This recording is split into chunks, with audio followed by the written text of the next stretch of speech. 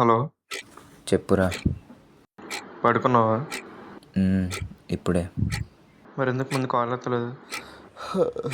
ఎవడికి 8 సార్లు కాల్ చేశా. నీ ప్రాబ్లం ఏంట్రా? ఎప్పుడు కాల్ చేసినా ఇలాగే మాట్లాడుతున్నావు. సొల్లాపి ఎందుకు చేసావో చెప్పు. ఎంత దాకా వచ్చింది? రాస్తున్నాలే. రాస్తున్నానే కదరా 2 వారాలుగా చెప్తున్నావు.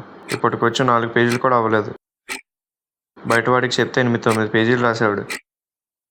విను, ఇందాక నా ప్రాబ్లం ఏంటని అడిగావు కదా, ఇన్ డీటెయిల్ చెప్తా. ఐడియా మీద నెల, స్టోరీ మీద 2 నెలలు, కూర్చొని 3 నెలలు 34 పేజీలు 20 సీన్ల దాకా కంటికి నిద్ర లేకుండా రాశాను. దానికి ప్రతిఫలంగా చివరికి నాకేమొచ్చింది? విశ్వగాడితో గొడవ పెట్టుకుంది నువ్వు. పెట్టుకోవడానికి కారణం ఏంటి? కథ పట్టుకొని వెళ్ళి చెప్పాను. సార్ గారికి నచ్చింది, డబ్బులు పెడతా అన్నారు.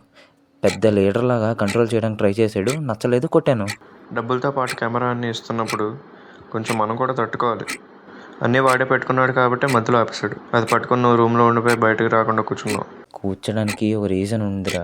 ఫస్ట్ ఫిలిం అంటే ప్రతి ఒక్కడికి హోప్స్ పెట్టుకొని ఉంటాడు. ఆ హోప్స్ని అలా చూపించి వెనక్కి లాక్కొని వెళ్ళిపోయాడు.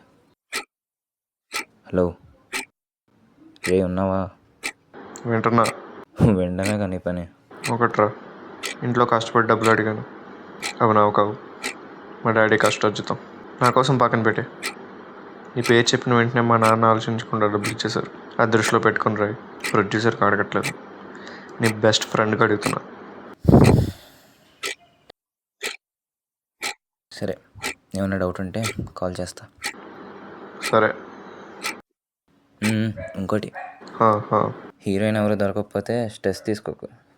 నీకు తెలిసిన వాళ్ళు ఎవరైనా ఉన్నారా? నువ్వు ఉన్నావుగా మావా. చల్బీ sir. Bye. Bye. I could stare like watching stars.